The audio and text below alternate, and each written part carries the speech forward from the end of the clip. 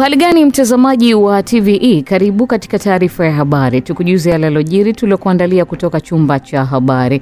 Mimi ni Miriam Mlaponi, nitakusomea habari za kitaifa. Habari za kimataifa zitasomwa na Roman Shirima na habari za biashara zitasomwa na Mohamed Jamal. Kifuatacho ndani ya TVE habari.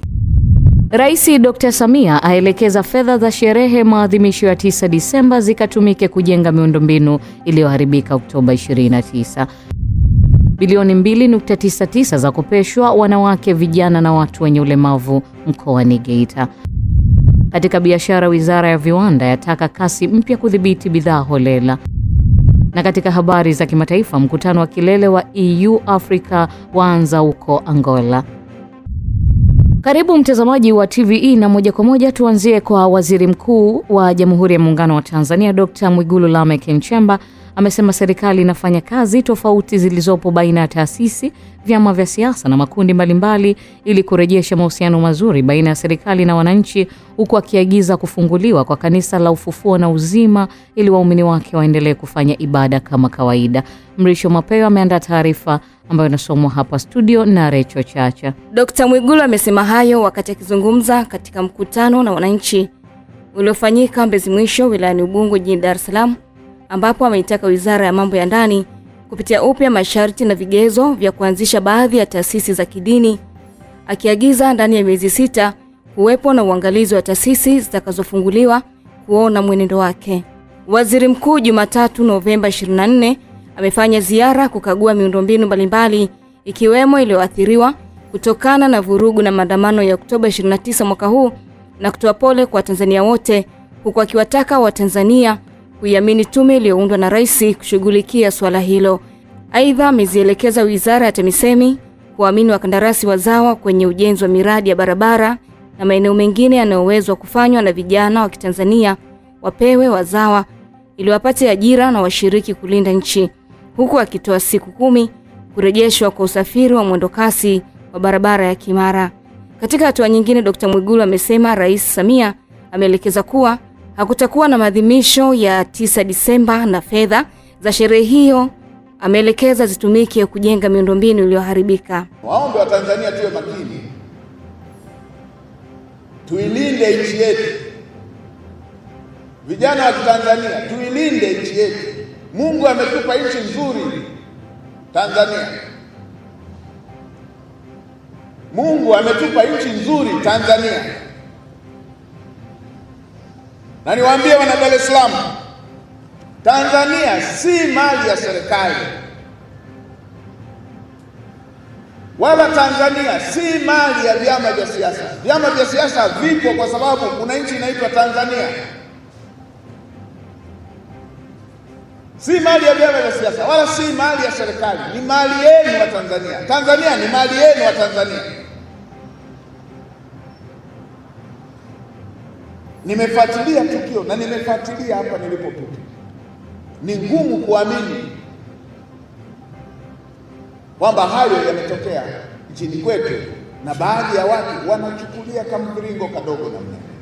Awali, kabla ya kumkaribisha Waziri Mkuu, Waziri wa TAMISEMI Riziki Shemdoe amesema kwa barabara ya kutokea katikati ya jiji kuja Kimara zaidi ya vituo 20 vya mwendokasi vimeharibika pamoja na mifumo muhimu ya ukataji tiketi, jambo ambalo linasababisha usafiri huo kusitishwa. Mheshimiwa Waziri Mkuu, kutokana na uharibifu huu umepelekea huduma ya mabasi yaendayo kasi kwa barabara hii ambayo tunaita ni ya awamu ya kwanza kusimama na kutoa huduma kabisa kwa kipindi hiki. Kwa upande wake, mkuu wa mkoa wa Dar es Salaam Albert Chalamila amezungumzia baadhi ya athari zilizotokea wakati wa uchaguzi mkuu wa Oktoba 29 na kuahidi kuendelea kuelimisha jamii juu ya umuhimu wa amani. Ipo miundombinu ya serikali iliyowashwa moto. Ipo miundombinu ya watu binafsi iliyowashwa moto. Wapo waliojeruhiwa, vipo vifo, wapo walionyang'anywa mitaji, yapo maduka yaliyobomolewa, zipo pia mpaka safe au ATM za benki ambazo zimebomolewa na kuibiwa fedha hizo. Mheshimiwa Waziri Mkuu, tumesikiliza hotuba Mheshimiwa Rais katika bunge akizindua shughuli za bunge. Mimi kama mkuu wa mkoa wa Dar es Salaam na wenzangu tumefuatilia kwa sehemu kubwa na tunakuahidi mbele yako leo kwamba yale maelekezo yote aliyoyatoa tutafanyia kazi.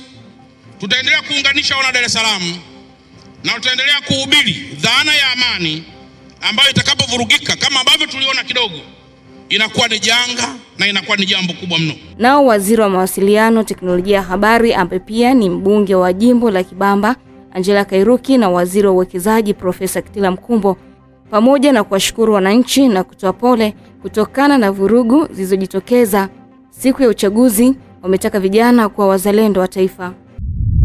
Naibu waziri wa uchukuzi David Kihenzile amewataka wawekezaji wanaohitaji kuwekeza nchini hususan katika sekta ya usafiri kuja kutumia nafasi hiyo kutokana na serikali kuweka mazingira bora hasa katika sekta ya reli pamoja na usafiri wa njia ya barabara ukiwamo mabasi ya mwendo kasi. Goodluck Msola anayo taarifa zaidi. Kihenzile amesema hayo jijini Dar es Salaam wakati wa ufunguzi wa maonyesho ya wiki ya usafiri endelevu duniani, ambapo amesema serikali imefanyia kazi baadhi ya changamoto ikiwemo kubadili kanuni na sheria ili kuwezesha sekta binafsi kuwekeza katika sekta ya usafirishaji hasa katika upande wa reli, huku akiainisha maeneo mengine ni usafiri wa mabasi ya mwendo kasi. Tunazungumzia namna gani ya kuhamasisha usafiri unaozingatia nishati, unaozingatia mazingira, unaozingatia kupunguza ajali, unaozingatia kumfanya mwanadamu anaposafiri ajione yuko salama kuanzia anakotoka mpaka anapoenda kufika. Inakwenda mbele zaidi ikiwa ni pamoja na kupunguza vifo vya watu wetu, kupunguza gharama za usafirishaji. Hiyo ndio maana halisi ya usafiri endelevu ambao kimsingi wenzetu mnaizungumza. Kwa upande wake, mkurugenzi wa mamlaka ya udhibiti usafiri ardhini LATRA CPA Habibu Suluo pamoja na mkurugenzi mtendaji wa umoja wa reli kutoka nchi za kusini mwa Afrika Raymond Shaniwa wamesema katika maonyesho hayo kuna jumla ya kampuni 60 kutoka ndani na nje ya Tanzania, ikiwa ni kutambua maendeleo na hatua ya Tanzania yaliyopo katika sekta ya usafirishaji, ambapo yatakwenda sanjari na kongamano maalum litakalofanyika kuanzia kesho ili kuadhimisha siku ya kimataifa usafiri duniani ambayo ni Novemba 26. Tunapozungumza bodi ya taifa ya wahasibu na wakaguzi wa hesabu NBAA ilishatoa, maana ndio regulator wa taarifa za fedha zinazozalisha kusema audit report zile CAG anazikagua. NBA ameshatoa hii inaitwa roadmap ya kuanza kutoa taarifa hizi ya sustainability report. Na tayari kwenye taasisi za umma ambapo na taasisi yangu inahusika, msajili wa hazina ameshatoa maelekezo maalum na mwongozo wa kutekeleza yale maelekezo au mwongozo uliotolewa na NBA kama regulator wa taifa, lakini kwa kuzingatia viwango vya kimataifa inaitwa IFRS S1 na IFRS S2. Yote hizi zinazungumzia kutoa taarifa, na hapa kuna makubaliano yaliyofanyika kwenye Paris, inaitwa Paris Agreement. Yote hii ndio inajenga misingi ya swala ya utunzaji wa mazingira na inaitwa hewa ya ukaa, kuhakikisha inapungua na hizi wanaita greenhouse gases.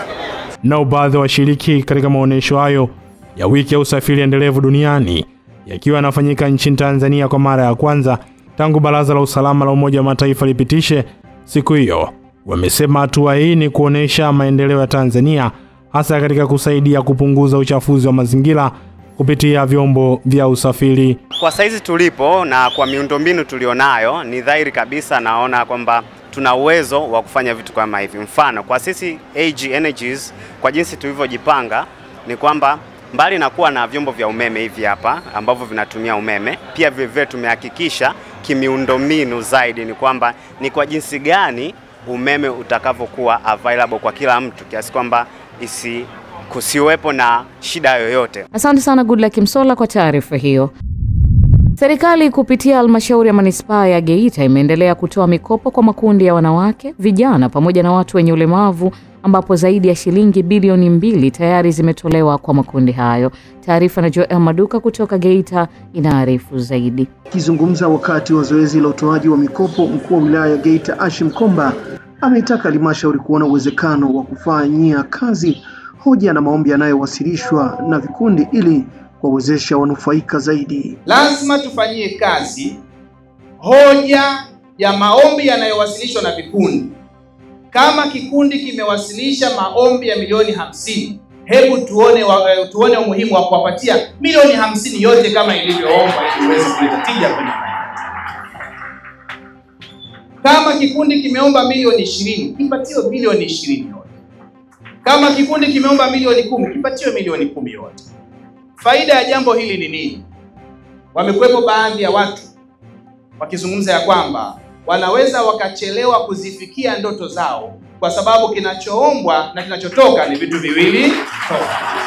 Kwa upande wake, mkurugenzi wa halmashauri ya manispaa ya Geita Fred Mienzi amesema kuwa kwa mwaka wa fedha 2024/25 halmashauri imekopesha kiasi cha shilingi bilioni 2.3, ambapo kufuatia mfumo mpya uliowekwa zaidi ya milioni 750 zimekwisha kurejeshwa ndani ya muda uliopangwa.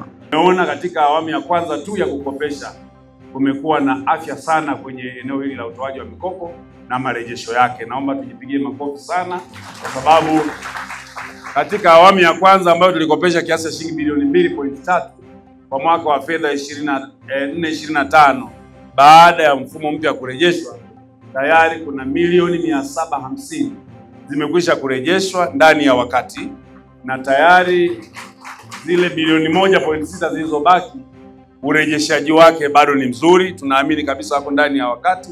Baadhi ya wanufaika wa mikopo hiyo wameelezea namna ilivyosaidia kuboresha shughuli zao za kiuchumi, huku mkuu wa wilaya hiyo akisisitiza umuhimu wa ubunifu katika biashara badala ya kuendelea kutegemea mawazo ya kawaida kama kuwekeza kwenye bodaboda. Shukuru sana, namshukuru Mungu, mambo yanaenda vizuri, tunarejesha vizuri, na wasii vijana wenzangu wapambane, hata kama ni nje ya Geita, hata maeneo mengine, mkoa mwingine, wao wako vizuri kwenye kurejesha. Tusibaki tu na mawazo la boda, zitakuwa nyingi kuliko abiria.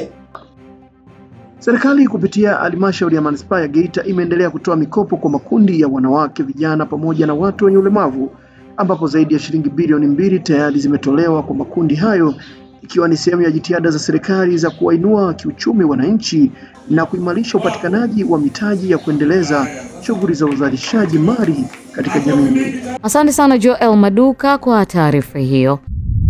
Wakala wa barabara Tanzania TANROADS mkoani Njombe imewatoa hofu wananchi na watumiaji wa barabara ya Itoni Lusitu inayojengwa kwa kiwango cha zege yenye urefu wa kilomita 50 kuwa itafanya kazi usiku na mchana ili kurejesha mawasiliano yaliyoharibika kutokana na mvua zinazoendelea kunyesha katika maeneo mbalimbali ya barabara hiyo. Taarifa zaidi na Ibrahim Godfrey Mlele kutoka Njombe inaelezea zaidi.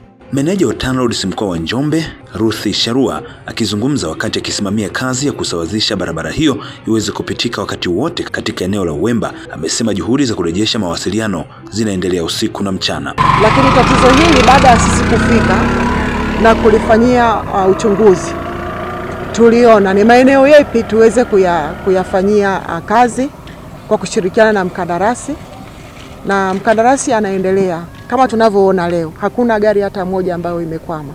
Magari yote yametolewa. Baada ya kutoa gari zote, na maana tunaendelea sasa na ukarabati kwa kutumia kifusi kizuri ambacho kitafanya magari na watumiaji wa barabara waweze kupita kwa usalama na waweze kufika kwa wakati. Aidha, akizungumzia kuhusu mkandarasi wa kampuni ya China Civil Engineering Construction Corporation ambaye tayari ameshalipwa zaidi ya bilioni 21.5 kuendelea na kazi ya ujenzi wa barabara hiyo, mhandisi Ruthi Sharua amesema mkandarasi hana chochote ambacho anaidai serikali, na mradi huu unagharamiwa na serikali ya Jamhuri ya Muungano wa Tanzania chini ya uongozi wa Mheshimiwa Dr. Samia Suluhu Hassan. Ni kweli mvua zimenyesha tarehe 17 na 18. Mvua zimeendelea kunyesha maeneo haya na mkoa wetu wa Njombe. Kumetokea changamoto ambayo imesababisha magari baadhi ya maeneo kukwama. Mimi ni watoe hofu wananchi.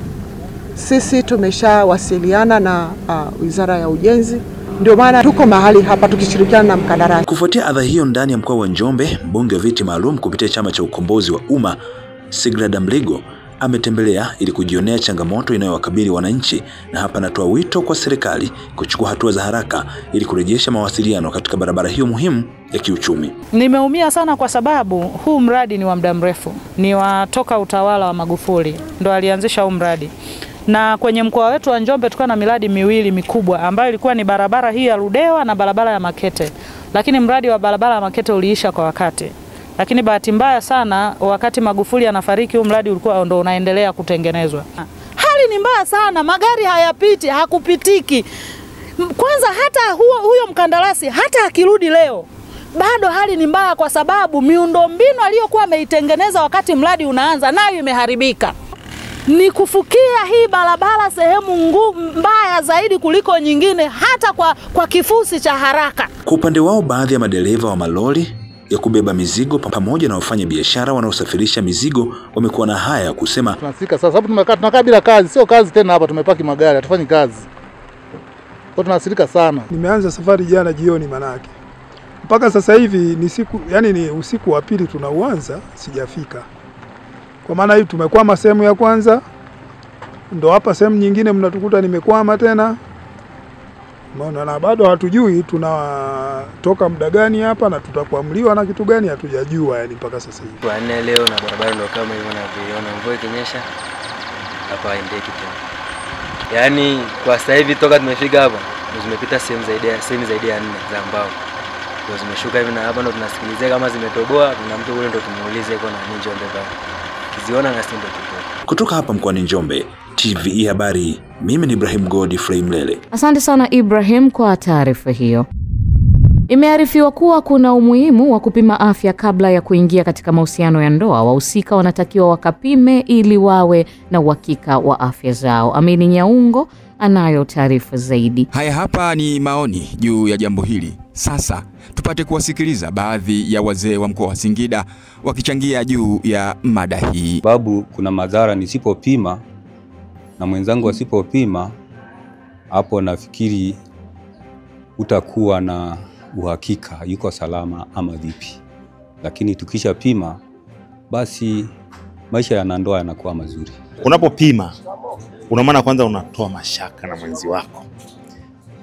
Unatoa mashaka, kwa hiyo hata mnapoishi mnajua kabisa sisi tunaishi tukiwa wazima, hatuna wasiwasi na maisha mengine yanakuwa yanaendelea. Vijana ndio nguzo imara katika kuharibu ushauri.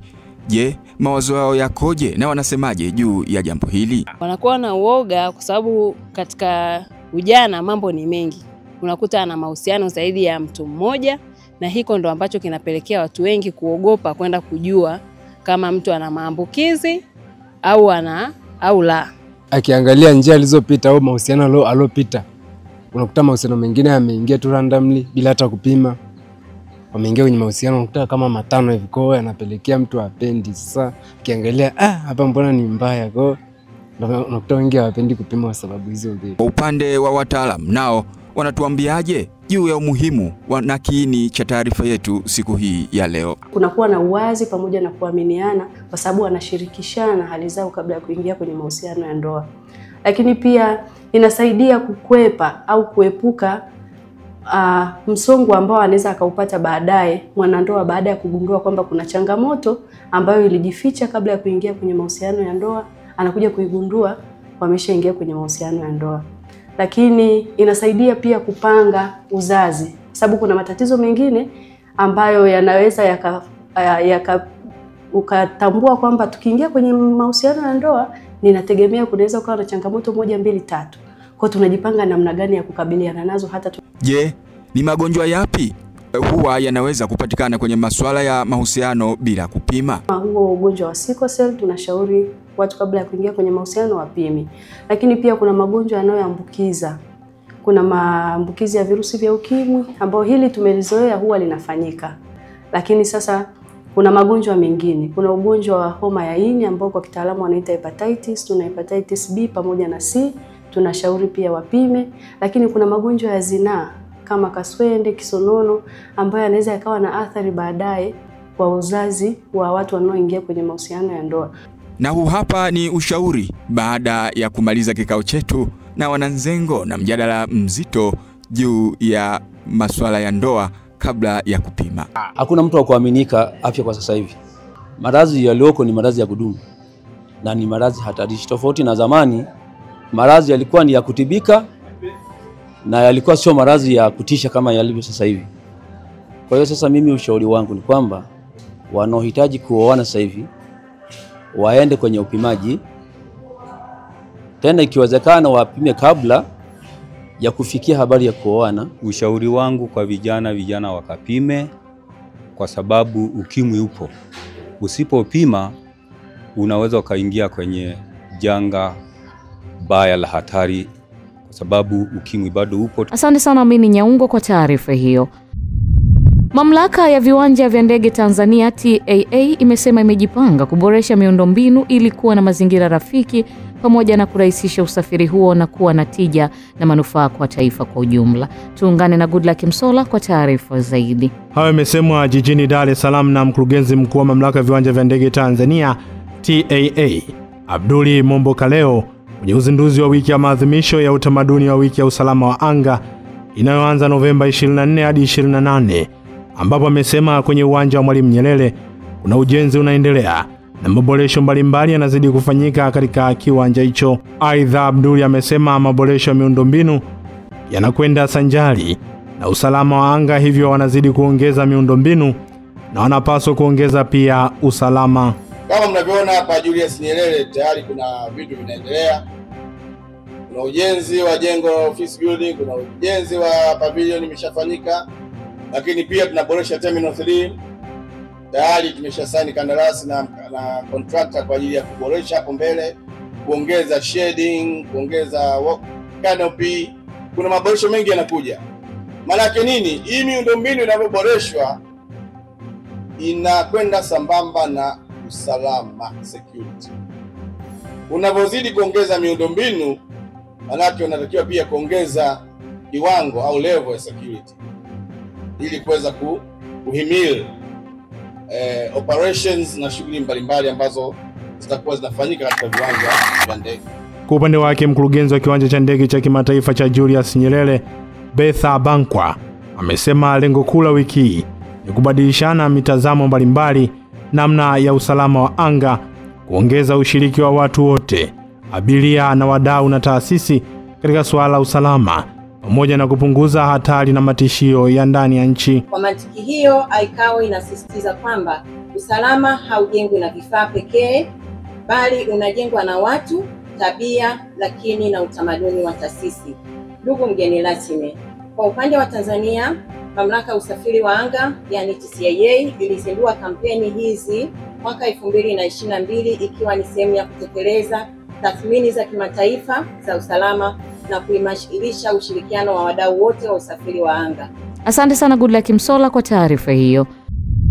Jeshi la polisi mkoa wa Mwanza linawashikilia wahamiaji haramu 14 raia wa Burundi waliokamatwa wakiwa wameingia nchini kinyume na sheria kwa kutumia usafiri wa magari mawili tofauti ya abiria. Mwandishi wetu Emmanuel Mesha kutoka Mwanza anaarifu zaidi. Taarifa ya kukamatwa kwa watu hao imetolewa na kamanda wa polisi mkoani Mwanza Wilibod Mutafungwa wilayani Sengerema wakati akizungumza na umma kupitia vyombo vya habari. Kwa mujibu wa kamanda Mutafungwa, mafanikio ya kuwakamata watuhumiwa hao yametokana na ufuatiliaji wa minendo ya kihalifu na uwekaji wa vizuizi barabarani katika kijiji cha Busisi.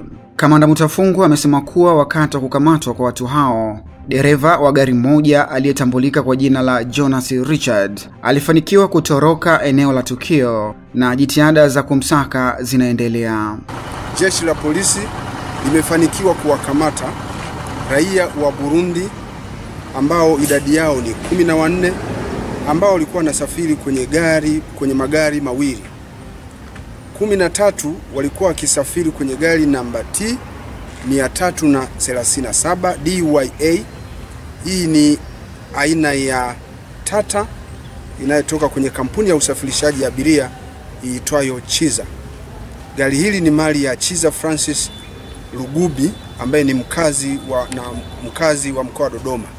Gari hilo linafanya safari zake kutokea kijiji cha Kabanga, wilaya ya Ngara, mkoani Kagera kuelekea katika jiji la Mwanza. Watuhumiwa wengine waliohusika katika usafirishaji ni Mustafa Emil miaka 24 fundi magari na mkazi wa Kahama Shinyanga, na Pendo Matembere miaka 36 kondakta na mkazi wa Nyegezi jijini Mwanza.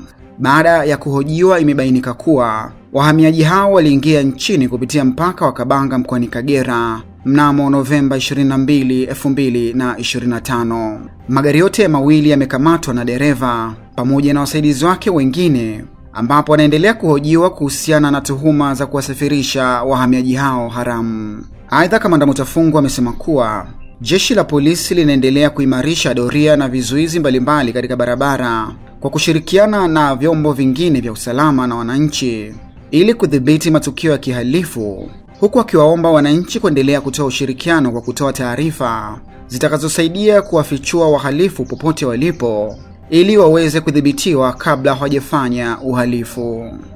Asante sana Emmanuel Umesha kwa taarifa hiyo. Timu ya wataalam kutoka bodi ya maji bonde la Pangani imefanya operation maalum katika bwawa la Nyumba ya Mungu lililopo kijiji cha Handeni, kata ya Lang'ata, wilaya ya Mwanga, mkoani Kilimanjaro, na kubaini zaidi ya mitambo 10 iliyokuwa ikivuta maji kutoka bwawani kwenda mashambani bila vibali. Mwanahabari wetu Fina Limu kutoka mkoani Kilimanjaro anaarifu zaidi. Hatua hii imekuja baada ya kubainika kuwepo kwa matumizi ya mitambo hiyo kinyume cha sheria inayochangia uchafuzi wa bwawa pamoja na upungufu wa kiwango cha maji katika bwawa hilo ambalo ni tegemezi kubwa kwa mradi ya maji katika wilaya ya Mwanga na maeneo mengine katika mkoa wa Kilimanjaro. Kiongozi wa timu ya wataalam kutoka bodi ya maji bonde la Pangani, Patrice Otieno, amesema matumizi ya mitambo ya kuvuta maji bila vibali yana madhara makubwa ikiwemo kupungua kwa kiwango cha maji, kuathiri ekolojia ya bwawa na kuhatarisha upatikanaji wa maji kwa miradi ya matumizi ya binadamu.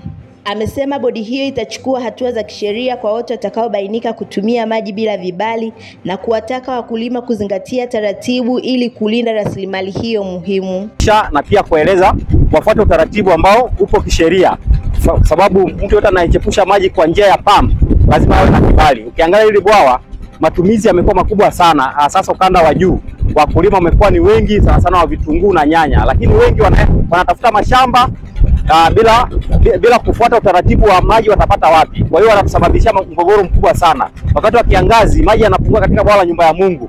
Miradi ya maji ukanda wa chini, Same Mwanga, mradi wa maji huko HTM Handeni Korogwe inakosa maji, na mifereji mingine ambao wamefuata utaratibu wa vibali wanakosa maji. Viongozi wa kijiji cha Handeni wamesema walichukua hatua za awali mara baada walipobaini changamoto hiyo, ikiwemo kuwasiliana na mamlaka husika ili kudhibiti uharibifu unaoweza kujitokeza endapo bwawa litaendelea kuathiriwa. Utumiaji wa maji huo upo kwa hasa wakulima wanaolima hapa na wakulima wanaotoka nje. Wakazi hapa wengi ni mmoja mmoja anayefanya nini? Anayelima. Kwa hiyo uchukuaji wa maji upo, na uchukuaji wa maji huu wengi hawazingatii sheria sana ya serikali. Baadhi ya wakulima waliokutwa wakitumia mitambo hiyo bila vibali, licha kukiri kufanya hivyo kinyume cha taratibu, wamesema wako tayari kufuata sheria ili kuendeleza shughuli zao bila migogoro. Unajua kwamba unalipia kibali, lakini hatukujua kwamba unalipia kwa utaratibu labda kwa kila mashine moja. Sisi tulikuwa tunajua labda kila mashine mbili labda unalipa kibali kimoja, lakini tumelipa vibali 3. Mashine imezimwa. Hawakuelewa ni kwamba mpaka twende tulete nini vibali wavione ili tuweze kuwashiwa nini mashine. Lakini kwa sababu ya elimu tuliyoipata ya nani, inabidi tuendelee kuongeza vibali vingine kwa sababu tuna eneo kubwa la shamba, kwamba mashine 2 hazitoshi. Bwawa la Nyumba ya Mungu ni miongoni mwa mabwawa muhimu nchini, likihudumia shughuli mbalimbali ikiwemo uzalishaji wa umeme, uvuvi pamoja na kutoa huduma ya maji kwa wakazi wa wilaya ya Mwanga na maeneo ya jirani mkoani Kilimanjaro. Kwa miaka ya hivi karibuni kumekuwepo na ongezeko la shughuli za kilimo zinazotokana na maji kutoka bwawani, jambo ambalo limeibua changamoto ya matumizi holela. Asante sana Fina Limu kwa taarifa hiyo.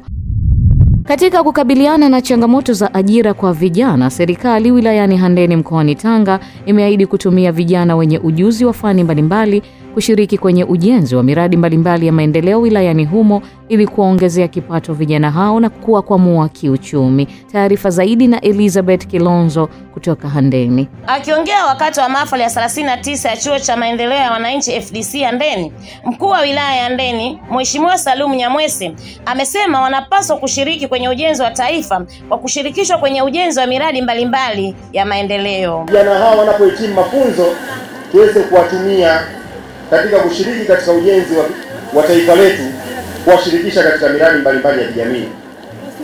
Lakini kuendeleza database au benki za taarifa za wahitimu ili kurahisisha upatikanaji wa ajira na fursa za kujiajiri.